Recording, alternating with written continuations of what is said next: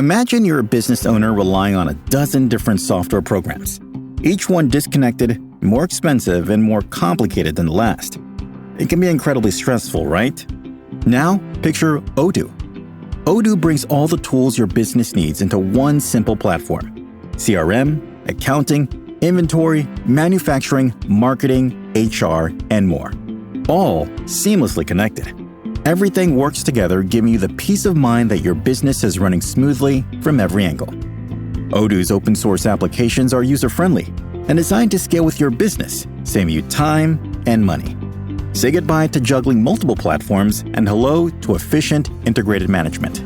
Stop wasting resources on complicated systems and make the switch to Odoo today. Visit odoo.com, ODOO.com,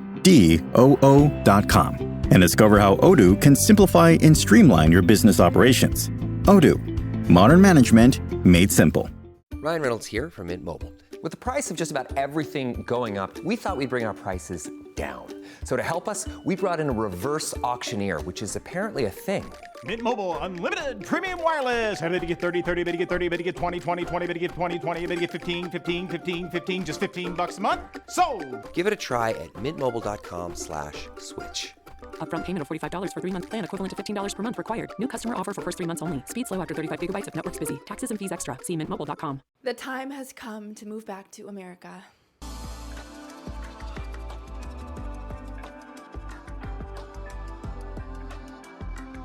No, I'm literally kidding. I think it's so funny when I say things because a lot of times I say things while I'm in motion or while something is happening and people take it so seriously. I think one of the weirdest parts about having this type of a career is that sometimes you do forget how involved people are with your life.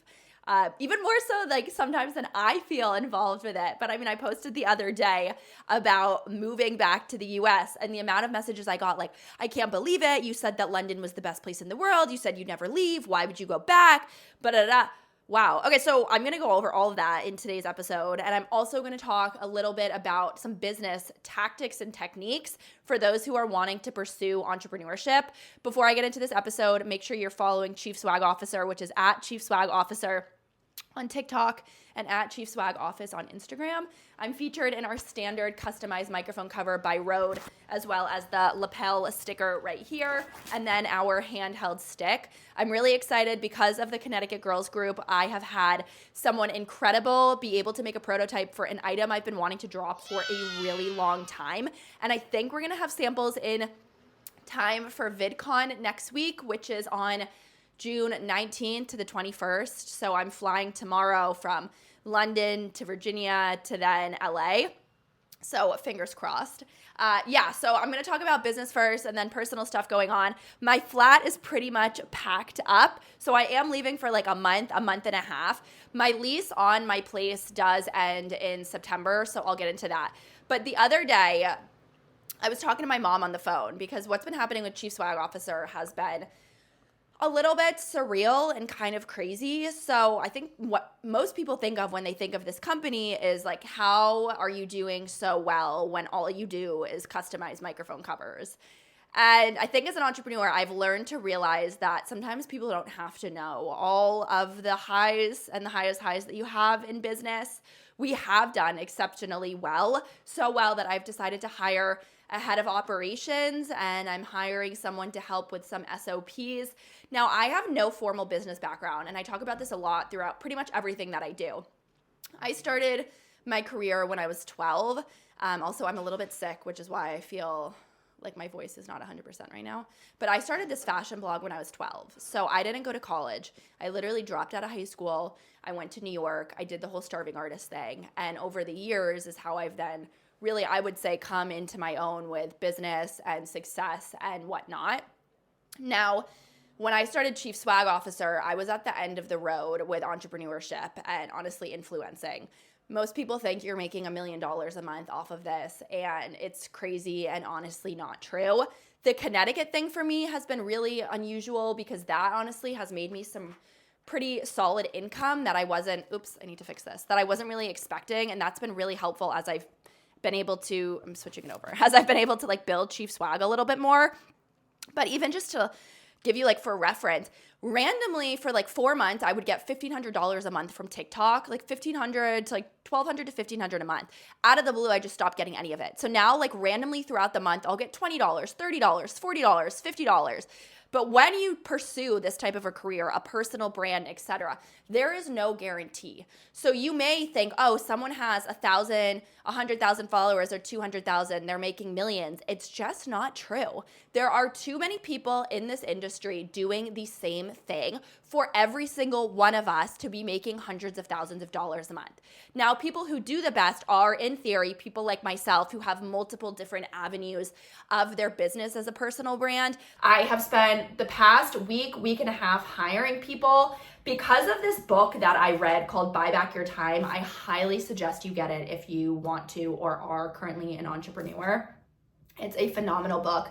I decided that the amount of time I was spending on tasks that I didn't need to be spending my time on was really draining me and making me quite depressed, have a lot of highs and lows, and not a good use of my time as the founder of this book. And then I decided I needed to start hiring people. So I hired someone amazing like a week and a half ago, and then he had just had a baby with his wife. And like after a week and a half, he's like, actually, I can't do this anymore. So that delayed us a week. So I've been spending pretty much all of my time on one task a week. If you know me or you see a lot of what I do, I really am a serial multitasker. And a lot of people say that multitasking actually doesn't mean that you're doing better in your life or your job because you're very busy with tasks. And so I have realized that is a very true.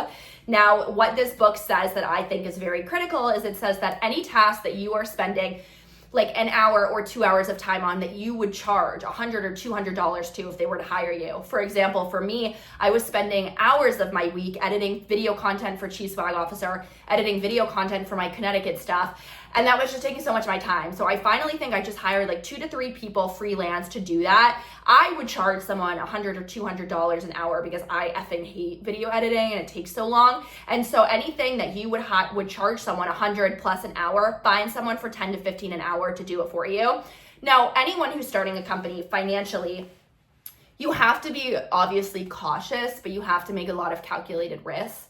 I talk a lot about how Chief Swag Officer from the beginning did do really well, and we have done extremely well. We did take out a loan from Shopify for about $4,000, and we went through that loan. Now in e-commerce, when you're dealing with product and development and customers, there are a lot of charges, a lot of things that I wasn't even expecting. Even last week, I got a massive order for our VidCon product. And I had like in London, a crazy customs charge I wasn't even expecting. And I'll have things like that happen all the time. And so I think just being on your toes and being prepared, and especially if you're someone like me who doesn't come from anything, I've always felt extremely, what I would consider to be, I've always felt extremely controlled by money. I think when you don't come from anything, it's such a big goal to have aspirations to make a lot of money, so much so that you do feel like sometimes you are controlled by it. And I've realized that my whole entity as a human being is defined by my career. And I have found a lot of struggles recently with that. And I think it does play into a part of why I get depressed more often and why I have these really high highs and sometimes really low lows, is because my whole life has been my career. Like even when my dad was put in prison, all I had was my blog. Even when, my sister and I have a 16-year age difference, I grew up pretty much alone. Like my career from such a young age was such a huge part of my identity. And so now as I've gotten older, I've faced a lot more anxiety of the decisions I'm making in business. Are these right? Are these wrong? I pull out of my savings decently recently because I'm not taking any salary from Chief Swag Officer, and because the influencing thing is really hit or miss, right? Even if I make $2,000 a month, that $2,000 goes to my rent. There's nothing left over. So you have to be really strategic about that stuff. And that's why I do say every single influencer or aspiring personal brand needs to have multiple different areas of their business to really scale. And it does take a really long time. But something that's really helped ground me during those moments where I just feel really out of control is I honestly just close my eyes and I think to myself that I can only tackle what I have in front of me. And I know that may sound really silly, but a mix between that and then writing in, my friend Mimi, she started this company, Intelligent Change. She was also on Dare to Be Fearless. If you want to listen to her episode, it was great. writing in that how I view myself as a founder versus how I view myself as a person.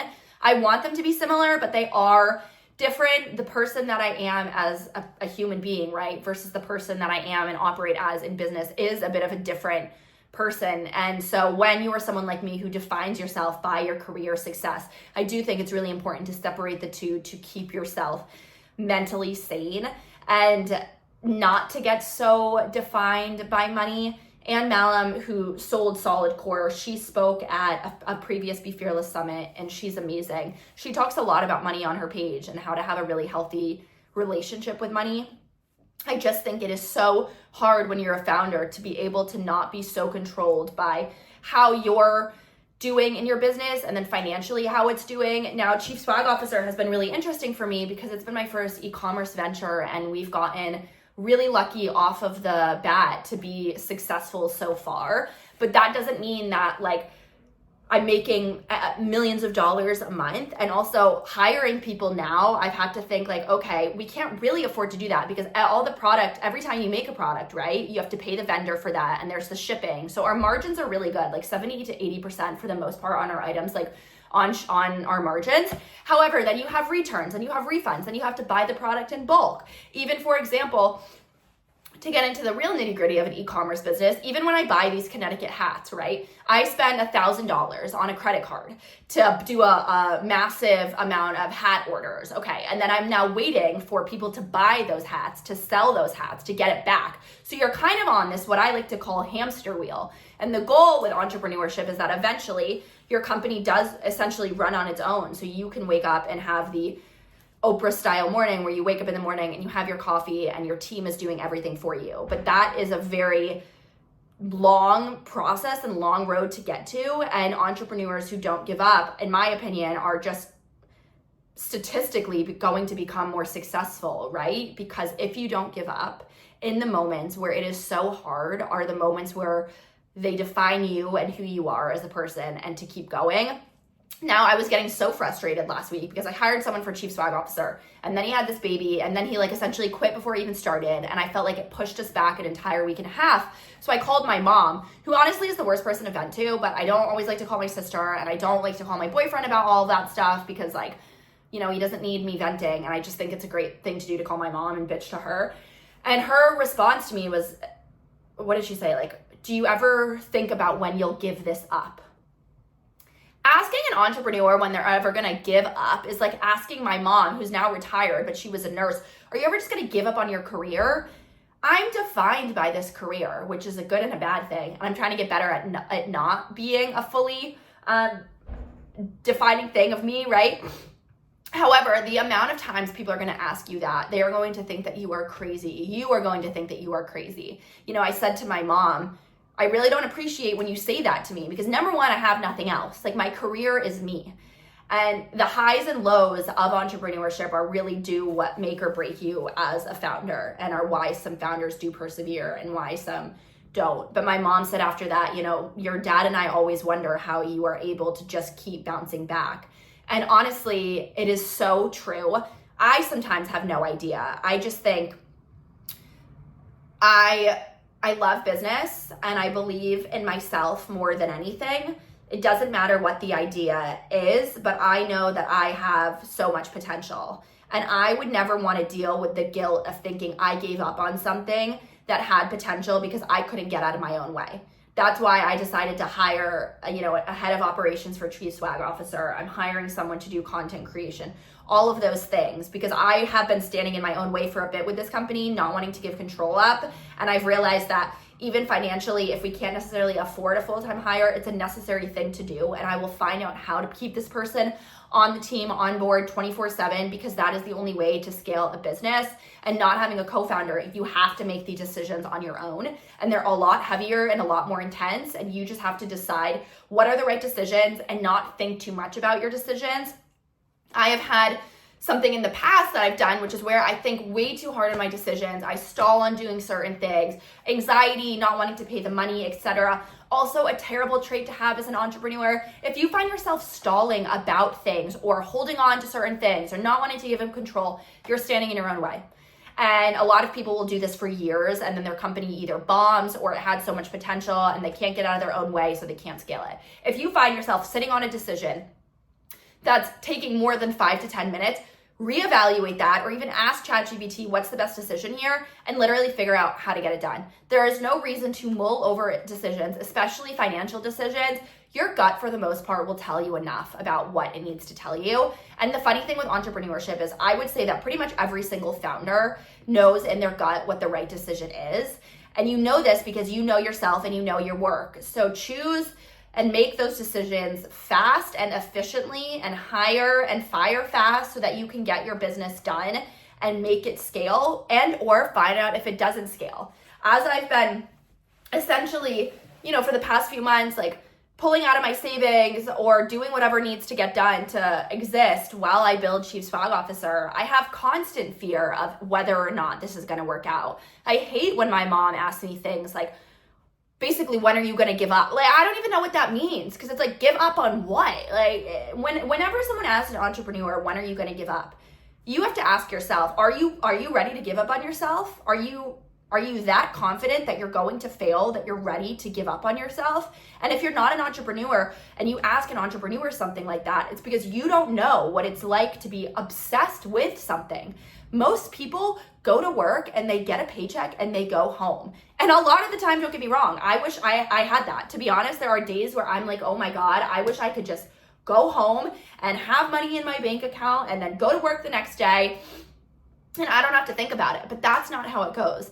If you are a true entrepreneur, then that obsession you have with essentially becoming successful on your own is enough to drive you to figure out what the right idea is and keep trying until then.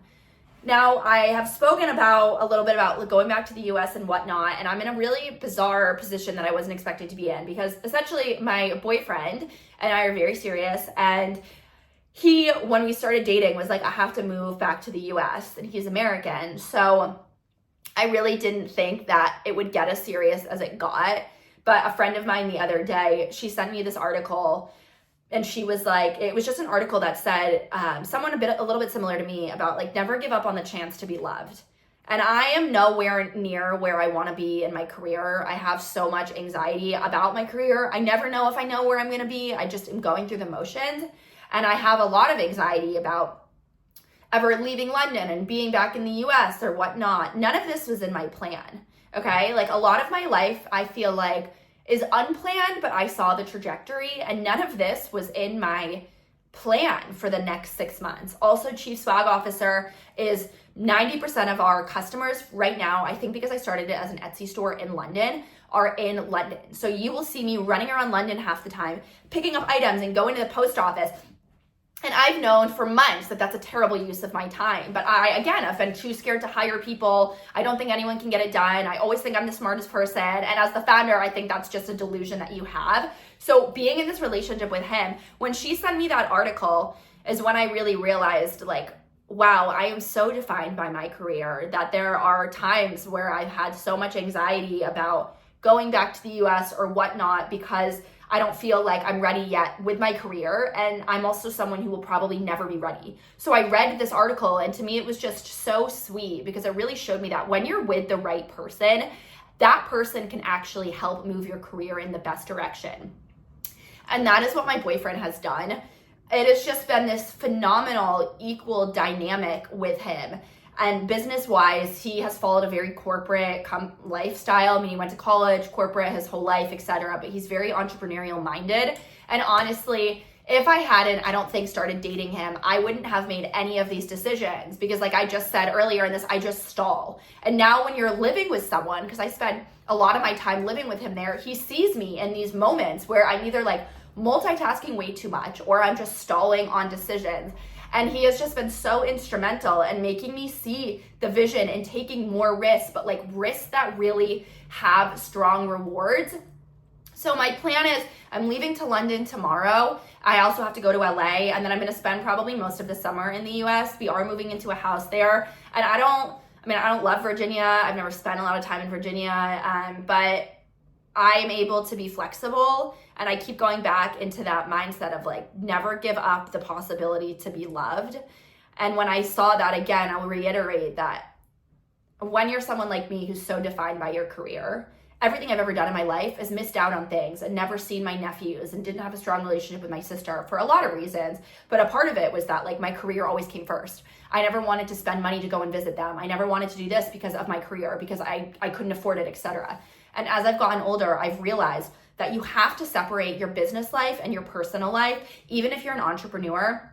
It may feel so intertwined, and it can be, but you also have to have your priorities straight. And my priorities right now are my boyfriend, number one, and my family, like equal to that, and my business. Because there are moments where anyone will think like you may never get to that point in your career. And what is that point meaning? What does it look like? I try and close my eyes and think about it, but I have no idea. I just know it means success. But what does that success mean to me? So the people around you in your circle are the people who are going to help make those dreams a reality. And so pick the right person, be around the right person, because they will help expedite that for you. So I'll go back to the US for probably the rest of the summer, and then I think decide what to do about my London place. Now, because I started Chief Swag Officer here, and so many of our orders are here, I spend so much time, like I said, running around London, shipping shit, and that's a terrible use of time. So him being in the US has expedited me needing to be like, okay, this is a bad use of my time, right? I've gotten away with it for a year because I have no one else who's like, hey, what are you doing, right? It's just me. So now that I'm like, I really want to scale this, I need to hire someone on the ground here. I need to hire someone for operations, because I don't want to be running around London doing like an Etsy shop. We're so much bigger than that. And I'm really nervous, but really excited about VidCon and what it's going to look like next week. My goal with VidCon is that if I can go in and get a few $1,000 or $100,000 deals, we would be set up to where I could start taking a salary from it, which would just alleviate so much stress out of my personal life, but also allow us so much freedom to not only, number one, never have to raise for the most part because I've been bootstrapping, but also equally just have so much more freedom to experiment with products. And then come September, I will see. Now, living in London is amazing. I will not deny it is the best place I've ever lived. I love it here. I wasn't expecting to ever go back to the US. I wasn't expecting to ever meet an American guy. When I moved to London 2 years ago, my plan was like, I'm gonna meet a British guy. He's gonna be British.